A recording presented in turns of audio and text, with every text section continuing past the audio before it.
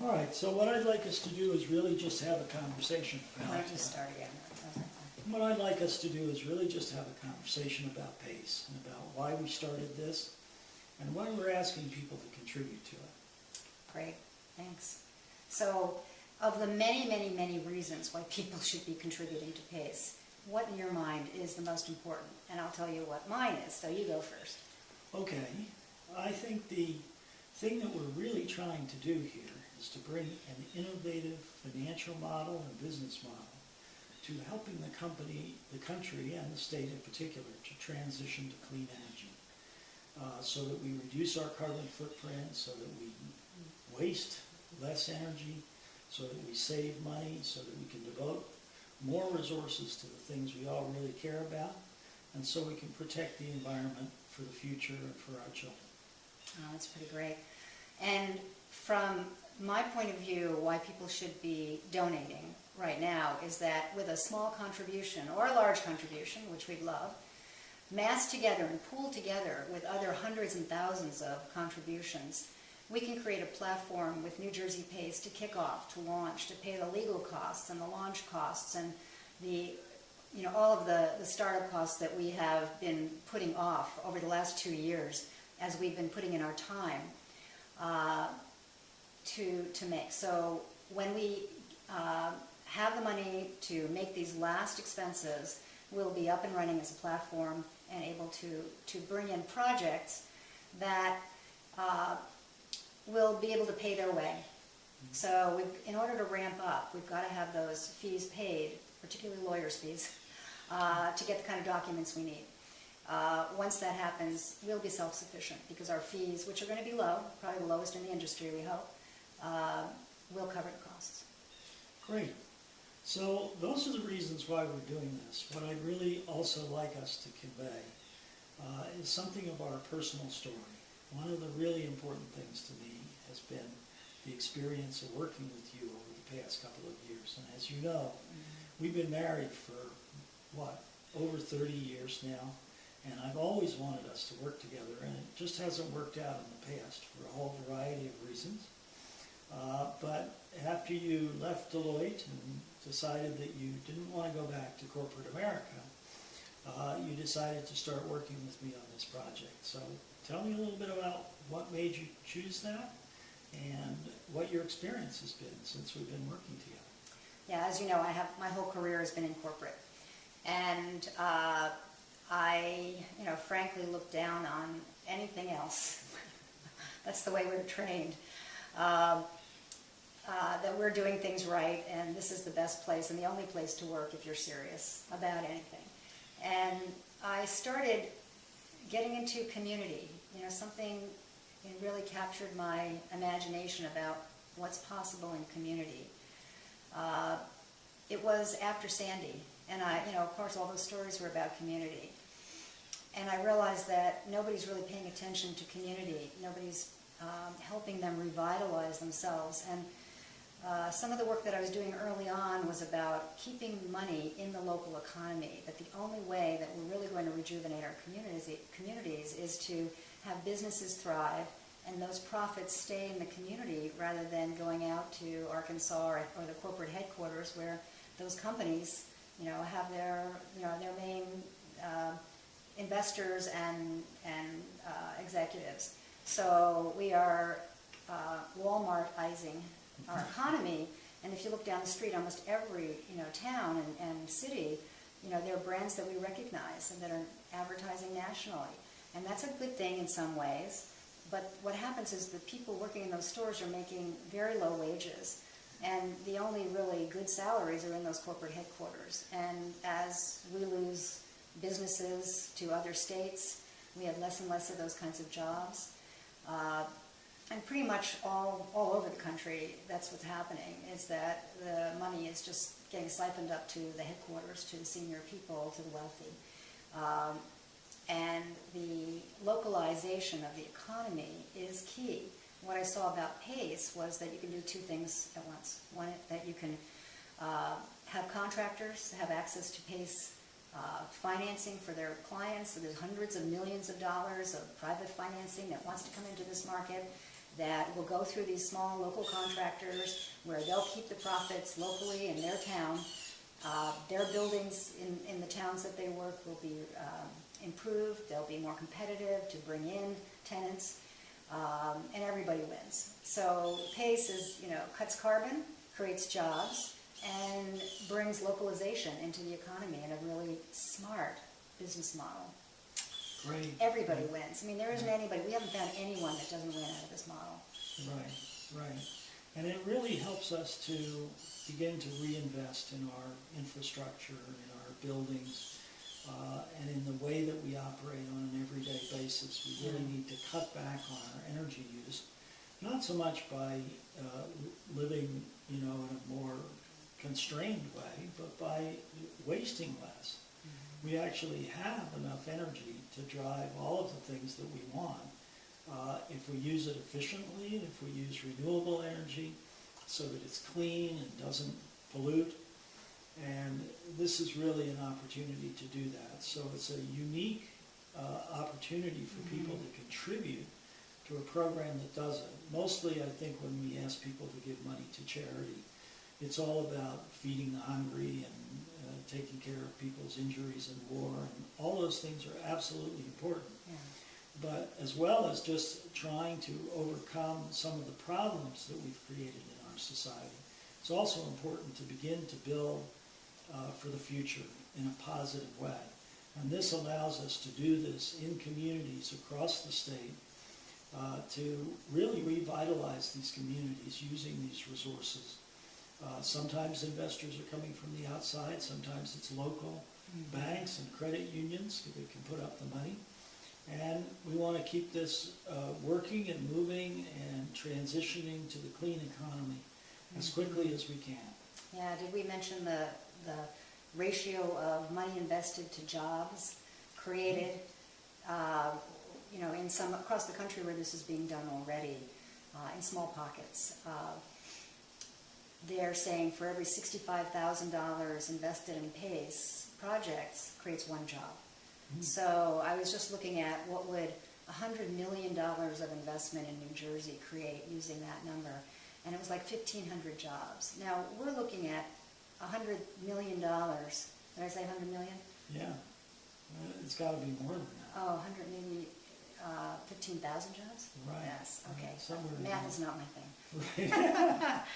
Right. So thousands of jobs, and they're not just people installing panels and engineers. These are, these are for companies that are getting bigger. They're marketing peak jobs. They're operations jobs. There's financial services jobs. There's, there's accountants. There's obviously the people who do the installations and all of that, but architects and designers and landscape architects and pretty much everything that we find in the economy can probably be found in these green jobs that are going to be created as companies get bigger and serving more clients and making more money. So it's all about business, it's all about making money. And unfortunately, because the government hasn't done this, and I don't think New Jersey is that much different than many states. There are a few exceptions, like Connecticut, where the government is actually taking on this program, making a huge difference. What do they have? 150 million in the pipeline, and they close 30 million at their first year. So, it's just a really, really great story. It's, a fast ramp up. But right now in New Jersey, government is giving away money, and they want to phase out those giveaways. Really, they're corporate giveaways. Who wants our tax dollars being spent by, reducing the cost of a business's systems, HVAC systems? Better to lend the money to the businesses and have them pay it back in this very, very innovative model that really matches anything that they want to do. I mean, it really meets any of the downsides that used to be around businesses investing in energy efficiency and renewable energy. So one of the big ones is that up until now, if you invested in this, it's on your balance sheet. And this kind of a project will return over 15, 20 years a profit, but it's not the best leverage for their money. Businesses do not want to put their hard-earned cash or their credit into upgrading the building when they can get 20 times that return in some other avenue. And face it, since the recession, businesses have a hard time, getting loans from banks. Mm-hmm. Banks just aren't loaning, even to fairly successful companies. But, there's a lot of businesses that don't have the prime credit score.